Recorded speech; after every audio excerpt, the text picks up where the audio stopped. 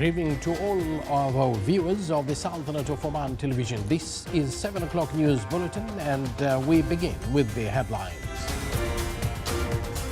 His Majesty Sultan Haytham bin Tariq greets His Excellency the President of the United States of America on his country's independence anniversary.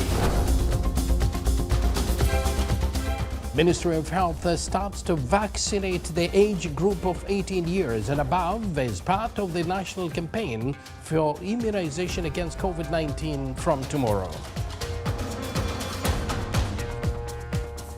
And the World Health Organization recommends COVID tests in schools to avoid the closure.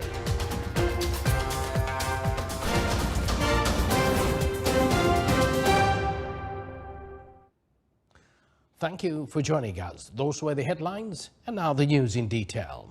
His Majesty Sultan Haytham bin Tariq sends a cabal of greetings to His Excellency Joe Biden, President of the United States of America, on his country's independence anniversary.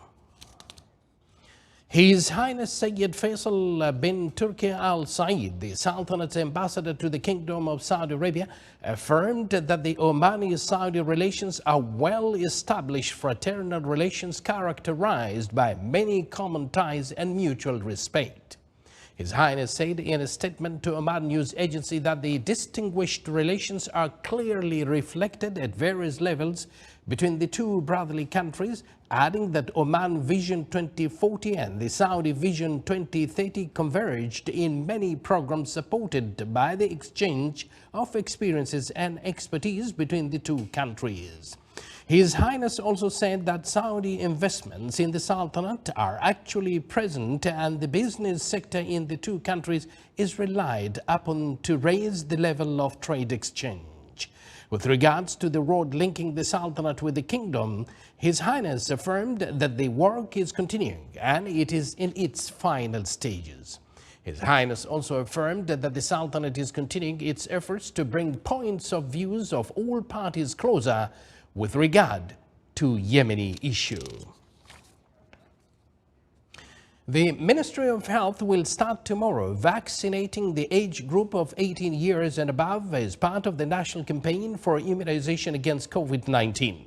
The ministry called on the target group to book appointments in advance through the electronic self-registration service before going to the approved government centers for immunization in various governorates of the Sultanate in order to ensure a safe and accessible immunization process for all while adhering to the precautionary measures.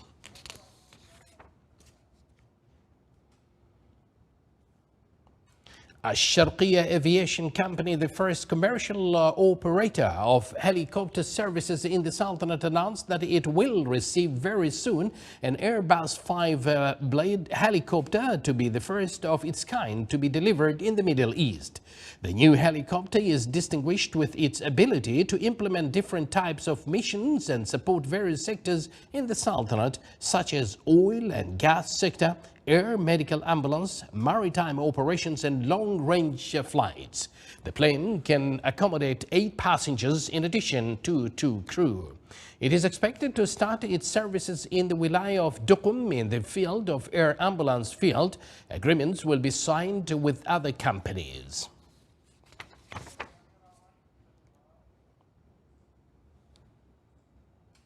Shawamekh Oil Services Company has brought 2 drilling rigs with high technology to be the first of its kind in the Sultanate. It will be used in the company oil projects located at the concession areas in Al Khawair to serve its contract with Petroleum Development Oman Company PTO.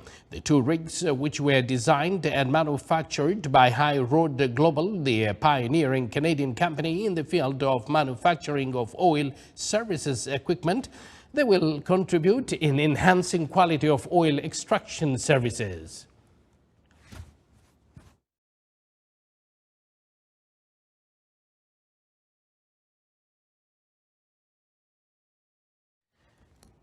The strategic partnership between Shawameh Oil Services Company and the Canadian company is expected to achieve one of the goals of Oman Vision 2040 through transfer of technology and attract foreign investment in the Sultanate, as the Canadian company will establish a local factory for the manufacturing of this kind of rigs, which will enhance the local value added and provide job opportunities for national cadres.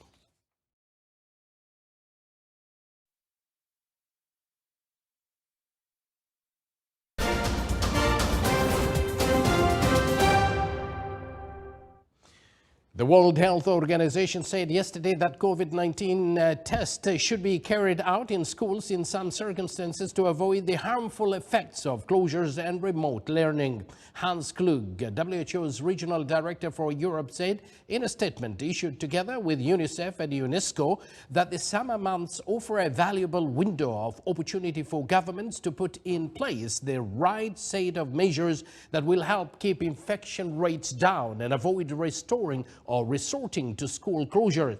He added that closing schools, as we have seen, have such a harmful effect on the education, social and mental well-being of our children and youth. The WHO said according to the new recommendations published on Friday, testing should be prioritized for symptomatic children with acute respiratory infection of any severity if they belong to a vulnerable group. Also, asymptomatic close contacts of COVID cases should be considered for testing. Russia today reported 697 COVID-19 deaths in the previous 24 hours, the fifth straight day the country has set a new record as it battles the surging Delta variant. It also recorded 24,439 new coronavirus infections, the highest figure since the middle of January, when Russia was emerging from its second wave of the pandemic.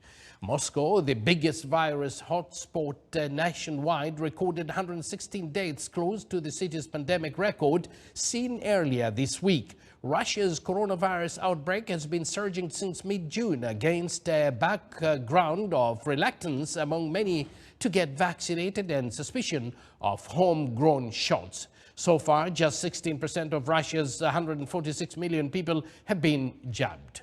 President Vladimir Putin on Wednesday urged Russians to listen to experts rather than rumors about the virus and vaccines, although he also said he was opposed to making inoculations compulsory nationwide.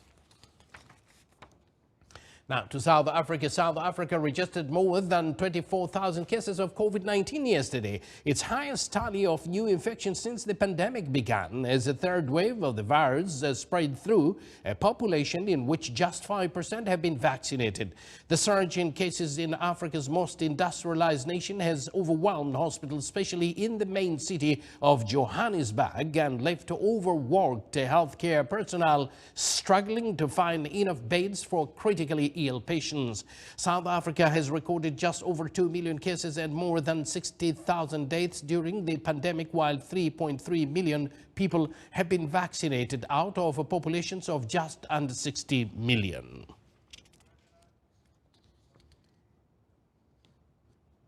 Top United Nations officials warned the Security Council yesterday that more than 400,000 people in Ethiopia's Tigray were now in famine, and that there was a risk of more clashes in the region despite a unilateral ceasefire by the federal government. After 6 private discussions, the Security Council held its first public meeting since fighting broke out in November between government forces backed by troops from neighboring Eritrea and TPLF fighters with Tigray's former ruling party.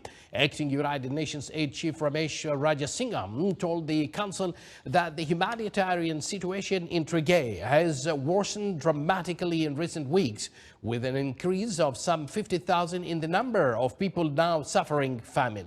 U.S. Ambassador to the United Nations Linda Thomas-Greenfield said Ethiopia's government must now demonstrate that it truly intends to use the ceasefire to address the humanitarian catastrophe. To Canada, Ottawa prepared to send military aircraft and other help to evacuate towns and fight more than 100 wildfires in Western Canada fueled by a record-smashing heat wave. According to wildfire officials, at least 152 fires were active in British Columbia, 89 of them sparked in the last 2 days. Most were caused by lightning strikes.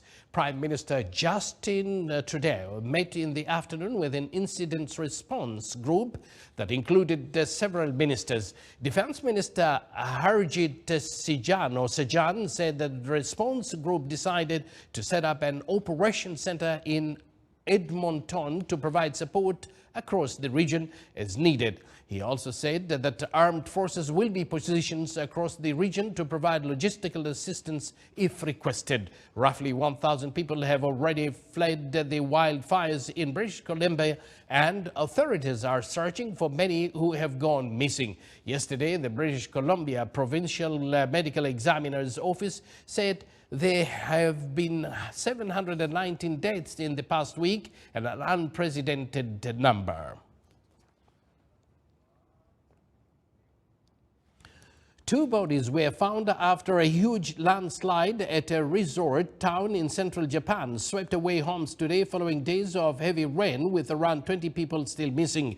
Television footage showed a torrent of mud obliterating buildings as it crashed down a hillside in Atami, southwest of Tokyo, sending people fleeing as it buried part of a road. Prime Minister Yoshihide Suga said emergency services and the military had launched rescue and evacuation missions, warning that more downpours were forecast. Atami saw rainfall of 313 millimeters in just 48 hours, higher than the average monthly total for July of 242.5 millimeters. Much of Japan is currently in its annual rainy season, which lasts several weeks and often causes floods and landslides, prompting local authorities to issue evacuation orders. Scientists say climate change is intensifying the phenomenon because a warmer atmosphere holds more water, resulting in more intense rain.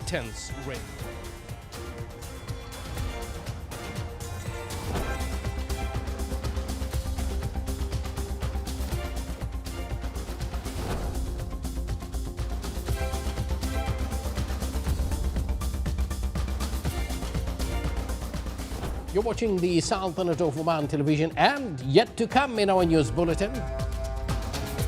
Here in the Sultanate, many touristic landmarks are awaiting visitors to explore in a historic village in the wilaya of Wadi al-Maawil.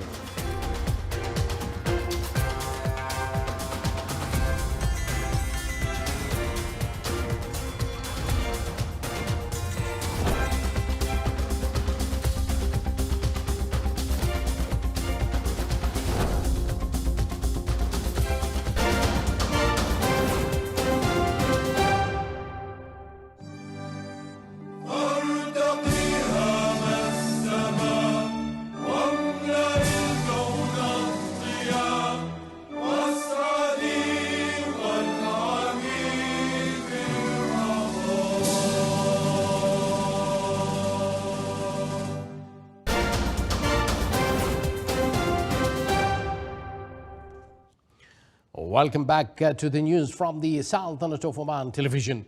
The foreign sales at Muscat Stock Exchange rose last month to around 32.3 million Omani Riyals amid increase in oil prices that exceeded $70 per barrel. The market value of companies listed in the stock exchange increased to 21 billion and 562 million Riyals, recorded monthly gains by 412 million Riyals.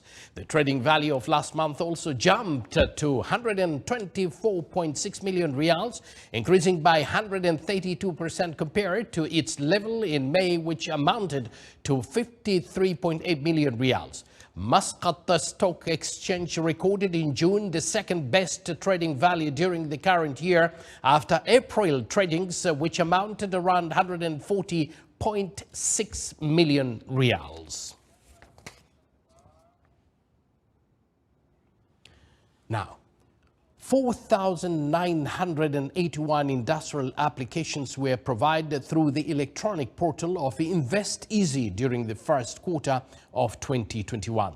The Minister of Commerce, Industry and Investments Promotion clarified that the number of new industrial applications during the first quarter of 2021 rose to 152.5% compared to the same period in 2020. The Industrial Strategy 2040 seeks to find investments opportunities in various sectors, economic diversification and enhance foreign investments.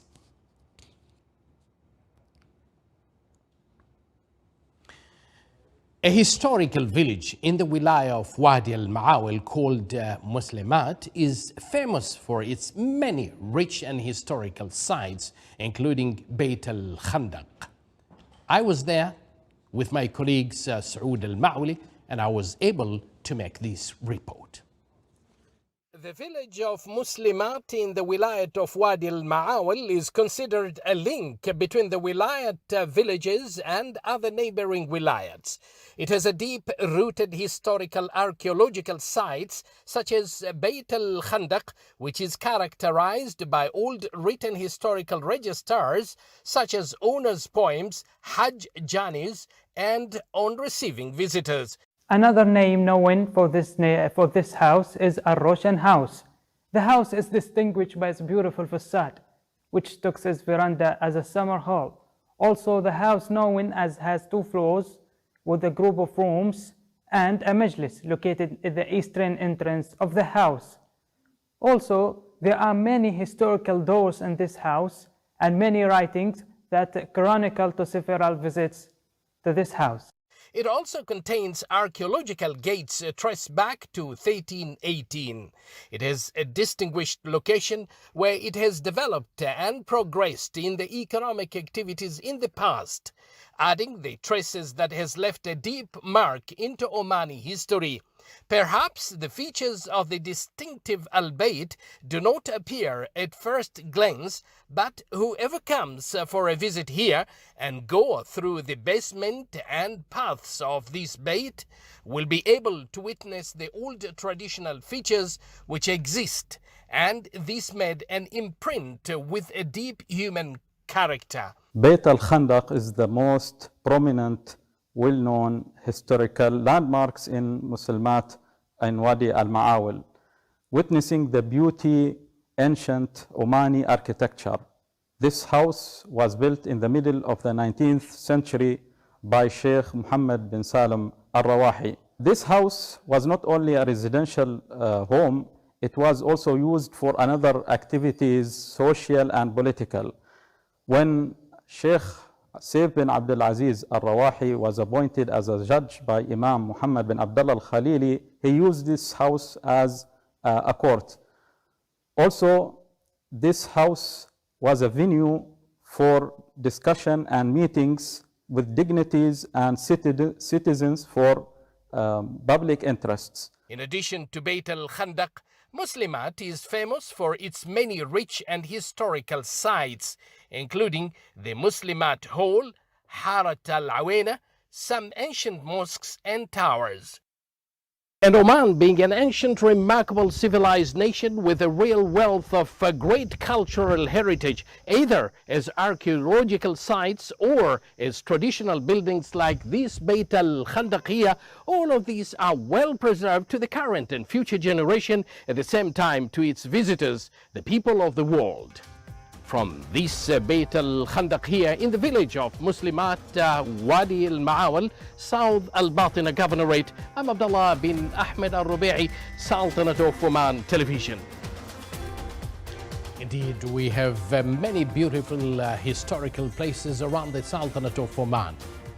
This is the Sultanate of Oman Television. Before we end tonight's bulletin, here are the main points once again. His Majesty Sultan Haytham bin Tariq greets His Excellency the President of the United States of America on his country's independence anniversary. The Ministry of Health starts to vaccinate the age group of 18 years and above as part of the national campaign for immunization against COVID-19 from tomorrow. And the World Health Organization recommends COVID tests in schools to avoid the closures. And with that, we do conclude this news bulletin. From the entire news team here at the Sultanate of Oman Television, we all say thank you for your commitment in breaking the chain of transmission through following all preventive methods. Let's continue fighting the pandemic all together. Good night.